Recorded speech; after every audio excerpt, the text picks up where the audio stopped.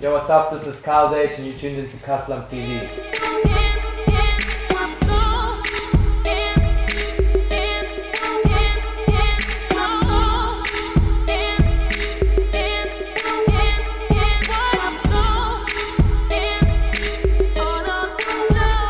Ladies, before you welcome you watching Kas'lam Magazine's Kas'lam TV. It's your boy T Raps and Vandaag Mpete from the gang and Kyle Deutsch. So I see. Welcome ladies and gentlemen, Vandaag chilling or Kyle Deutsch. Welcome man. Yeah, what's up, man? Are you good, bro? I'm super. No, thanks for being here, man. I'm super. Yeah, just for anybody who's been living under a rock, just do them a favor and introduce yourself, bro. Yo, what's up? My name is Kyle Deutsch, and we're chilling out here at Kas'lam. You might have known me from the hit singles Back to the Beach, Can't Get Enough, and All Night. Yeah, man. Now, for most of us, the public, we were introduced to you by Idols season 8 and 10. Yeah. But you've been a musician almost all your life. Now, please tell us, how did you start, man? My bro, I started with learning guitar in like grade 8, grade 9, so as I went into high school. And I just started messing around the guitar, doing my own thing, writing my own music, and self-taught, and just went for like 1 or 2 lessons, nothing major, and then just started playing from there. Yeah, and then you went to Idols. Yeah, then I was messing around. I always had this idea that I could sing, but I never knew to what extent, you know? So I went to Idols for the first time. It was season 8, and I missed out on the top 32, and Kaya went on to win that year. And I ended up helping him choose a couple songs that helped him do really well in the competition. And I went back again and finished 5th in season 10. And from there we just started using that platform to release music, and now we've been releasing music for about 1.5 years, and we're here where we are now. Yeah, man. Yeah. Now you were on season 8 of Idols. Yeah. Now coming back to the 10th season, I mean, that must have been a tricky decision to make. I mean, take me through that thinking process. I think if I'm honest, for us, I sat down with Sketchy, Bongo, and A1 Wolf and a couple of my friends, and I was like, guys, what do you think? I think I'm gonna go do it again. And I think we made a collective decision that it was for the better of everyone involved in my music, and for me to take part. It was always a thing, if I made it through to get a gold ticket, I thought I would go far. So. And we had good music already recorded, so we wanted to release that and create a platform for that. And I mean, since we've been able to start releasing music, we're seeing like Sketchy Bongos blowing up on radio, and the first good track started with myself and A1 Wolf, and Sketchy's been working a long time before that. But us coming out and being able to release music after Idols was a huge benefit for us, in using the platform for people to be acceptive to what we have to offer. Yeah, man. Now, I'm a very big fan of Idols, and I remember your stand-up performance for me is you took a very not so nice song for me, man, and you made it something beautiful. A Drake track. I can't remember the name, but I remember you don't the like video. That Drake track? Nah, I don't like the track, man. But for me, you made it beautiful. Now, thank you, what was your favorite performance on the show? Sure. I was supposed to perform Lollyware by Zahara in the week that I was out. Prepping for that song was really something, and I was really forward to performing that one. But so that's one thing that I'm bummed I missed out on. But I think the show, working with the crew, getting to meet the guys, getting the exposure of what it's like to be treated at the top level is really something. And working with the band is phenomenal. The band at Idols is ridiculous. RJ Benjamin is super ridiculous. You are like, it's hard to find better musicians in the world. Yeah. So the band is really tight. So I really love that. Yeah, man. And you achieved what most Idols contestants fail to achieve. I mean, you took your momentum and you broke through the industry. I mean, I know you were actually featured on Casper's Refill album during your Idols. On Tulufello. How did you achieve that, man? Yeah, myself and Charlie, the guy from WTF, called himself Aux Cable aswell. We're working in my back shed, if you want to call it. He was on holiday from UKZN, and we went out there and we're actually locked out, and he was like, Kyle, I have this melody in my head. So I was like, cool. So when the keys came to go in, he laid down the melody quickly, and then I laid some guitar to it and wrote the song quickly. I think we were done in like an hour, and we sent it off to, he was like, I'm sending this track to Casper. So I was like, but why, bro? It's got like this 30 seconds to Mars feel. It's like, it's very different, unique. At that time, it was like a year and a half, 2 years before the Tolofelo album, and Casper hadn't released, I don't even think he had released Kusheshe, or maybe had just released Kusheshe, and was Doc Chevrolet was coming out soon. Yeah. And the next thing I heard, someone phone me and was like, hey Kyle, dude, like, you've got a track on Casper's album. I was like, what? He's like, yeah, Casper just performed it on Metro for the first time. And I was like, okay. So we laid that track there. We didn't hear of it again since. We didn't relay vocals. I only had one layer of vocal on that track. Okay. And next thing I heard, it was on Casper's album. So it was a cool experience to be a part of, and good learning curve. Yeah, man. And you were speaking about how your sound was different, and you didn't think Casper would like it or something like that. And you are very different with your sound, and your collaborations are quite diverse. I mean, do you maybe have a specific sound that Kyle has, or you just work with whatever comes to your way? I think we're gonna see what comes out in the album and take it from there. But there's a lot of exciting material. A lot of it is different. I don't want to keep my album isn't gonna be one genre. There's many genres in the album, and we're gonna see what people like the most, and it's nice because it's refreshing. Each song is refreshing. I see myself being slightly more versatile than maybe a one sort of genre. And I'm still experimenting kind of, and seeing what the people are gonna like, and see what I'm gonna be most comfortable with, and working with Sketchy and Demo and some of the guys back home. I'm working up with Ganja Beats here, a guy Mean in Cape Town.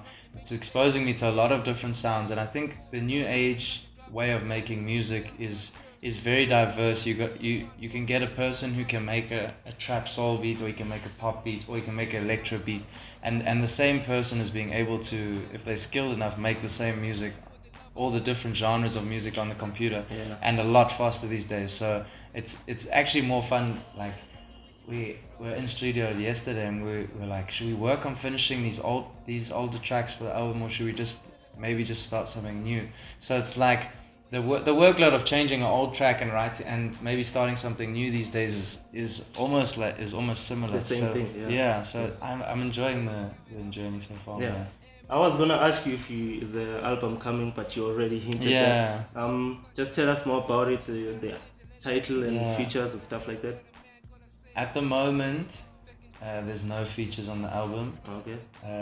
It's looking around 16 tracks. We're actually track listing last night and cutting off. We wanted to have only top stuff on, so we're being very strict with what's making. I think we're choosing from about 40 songs. Okay. So we want to have something that's really fresh, really relevant, really got something for everybody. And so if you like hip hop, you're gonna enjoy listening to the album. If you like soul, if you like chilled, like acoustic music or whatever, it's very audible, easy listening, and very catchy at the same time. No features, so you selfish with your audience. Hey? You selfish with your audience. It's just worked out that way that the songs that are going on the album, there isn't really space on any, or none of them really need features. I might have one, there's an incomplete track that I might at Rouge, if she finishes in time, we'll see. I might have Rouge on, and then we'll see. Collaborations, it's awesome to use collaborations, especially for me. I'm a vocalist, so for me to have collaborations is a whole lot different than a hip hop artist whose base is on having collaborations or someone to fill the hook. And there's only very few hip hop artists who are able to fill whole songs continuously. I don't know. And if I look back at the great albums, I mean, Michael Jackson, no features. Justin Timberlake, no features. Some of the Weeknd stuff, no features. J. Cole made an old album with no features. So I mean, as vocalists, it's different, and I'm excited for people to hear what's what's out there with no features. You know? Okay, man. And the production, is it only sketchy? Production is Sketchy Bongo. There's a guy called Demo who I'm working out. He's got 4 tracks on radio at the moment. Very cutting edge, new age stuff. There's a 15-year-old kid from Durban. His name is Skato, who I'm working a lot with now. He's ridiculous. And Ganja Beats in Joburg, and then Amin Haran in Cape Town, who I've been working with mainly. Yeah. Okay. But my stable is at home in Durban, so I live close with Sketchy. We're working a lot every week, and so a lot of the tracks will be from Sketchy, just because we've accumulated the tracks over so long. Yeah. I hear you, man. Now, coming up as an artist, developing yourself, I mean, which guys did you look up to? Yeah. There's people who are really doing it in the industry in their own rights at the moment, and I'd say people that I'm looking up to right now from a South African point of view would be Jeremy Loops' live act, and his amount of travel overseas is quite phenomenal. Mikasa and the guys from Mikasa are really doing some super stuff. And then the guys just showing us the levels we can take it to, like there's Ladysmith Black Mambazo who have worked with David Guetta. I mean, South Africans traveling. I know AK and the young hip hop guys, MT and Nasty are lining up some features from international. So it's really exciting where we are now, and the eyes are on South Africa and Africa. So yeah. Yeah, man. And as an artist, as you grow, what kind of influence would you like to have in the music industry? I think at the moment, I kind of see myself working a lot more with other artists, trying to perfect their sound. I'd like to do that a lot more. There's chances of me working with the winners of Idols this year, just to try and help them with their song selections, maybe songwriting and that sort of stuff. So we can, if that comes together nicely, that'll be awesome going forward. Just to maybe be helpful in bringing through more people like myself, where the guys just haven't been able to get it right in the past, you know. Okay. So when I start working on my mixtape, I should call you. What if you want some heavy crit, then yeah. Yeah. And are you working on anything besides music, man? Yeah, I'm a chiropractor, so Is it? I'm a doctor by profession. When I'm not involved with things like this during the week or whatever, I'm practicing full time, so I'm at the practice every day if I'm not on the road. Seeing patients there and treating people, helping them get better.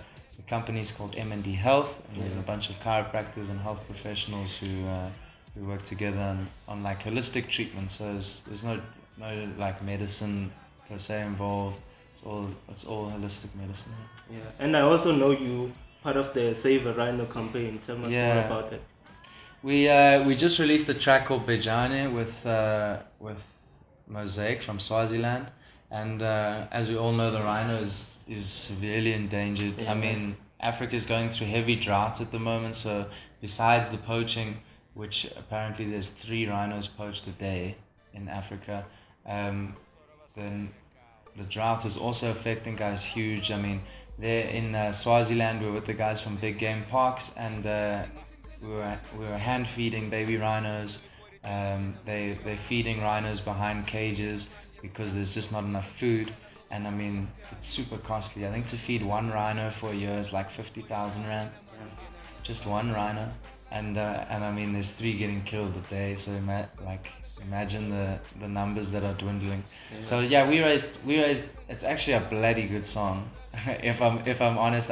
Going in there expecting to shoot a video and make a song like from scratch, arriving. It was kind of like one of those MASH lab situations where you're like, okay, cool. But now you've got a topic, and it's a topic that can be very easily misconstrued, or like be like, Kyle, what are you trying?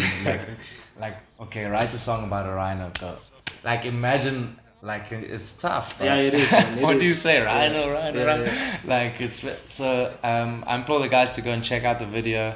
And we got to see there was a rhino carcass there, which we got to film us feeding the baby rhinos. It's just shows a good broad view of what's going on to protect the rhinos. I mean, it shows a good story of the rangers.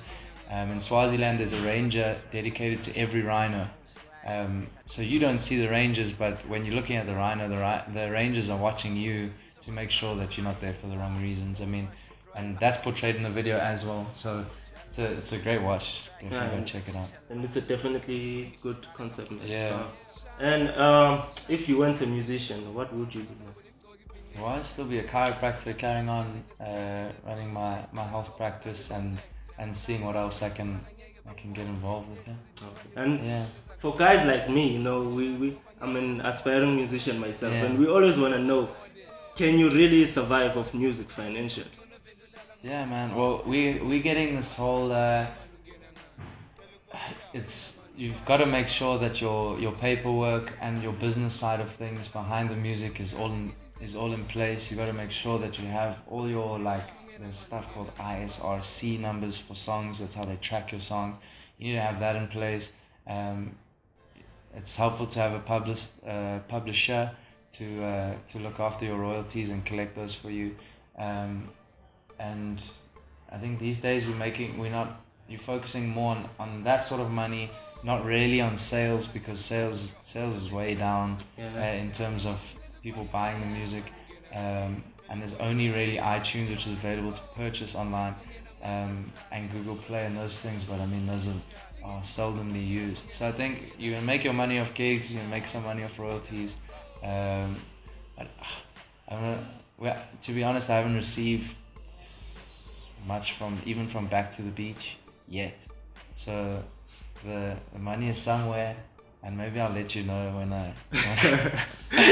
I start receiving it, Joe. But I mean, gigging, doing your thing. I mean, most people don't start for the money. Yeah, man. You don't start music because you want to be people want to be famous, maybe that's their reason, but I mean, ultimately, if they're going to be really good at it, they're not starting it waking up one day and being like, oof, this looks like a great way to become rich. Yeah. So you didn't start for the money, so don't get too caught up in the money. Carry on making your music, release your music. If it's not working out for you financially, then maybe it's something else is for you, but if you're good enough at your craft, then there's always going to be a living for you in that craft, you know, whether it's music or photography, presenting, lawyering, doing whatever. Yeah, I hear you, man. And you recently dropped your video for Can't Get Enough. Yeah. Love the video, man. Thank you. Love the track as well. Thank you. Are you gonna be pushing the track for a while, or should we expect a new single anytime soon? The video is too hot to push another track right now. Yeah. If you haven't seen the video, guys, I would say go catch the video. It's a short story, if I can put it that way. It's shot really well by the team that helped me out, Maverick Design in Durban, and then the guy Yash Lucid from Lucid Media who shot it and edited. Also got Elsa Blader, who was doing the lighting. She's very well known now for photography and light photography, and since then she's been working on Ricky. She's just a track with Ricky that's dropping soon. So the video is really next level, and we're hoping that I'm hoping that it sets a bar for people to aspire to, because there's no one, I haven't seen a video like that or that sort of style, like just with concept behind it. We've been seeing a lot of performance-based videos and a lot of flex my money video, and I think people are getting bored of that now. We are, bro. So this gives a whole fresh take. I mean, I would say it's PG-13 if you rate it these days. I mean, there's some clothes off, you know, so there's something in it for everyone. It's like a romantic. Some people get sad during it. The mood is real great. It matches the song perfectly. There's like slow-mo and rewind sequences. There's a bit of everything, yeah. And we shot it with the South African Navy, which is really cool, and they were on board with us, and we just had a lot of fun shooting them. Yeah, man. And finally, where can people get a hold of you? People can catch me on social media. It's @Kyle_Deutsch, and that's on Twitter, Instagram, and then Facebook, Kyle Deutsch. Yeah. Thanks for coming, man. Cool. Thank you for having me. bro.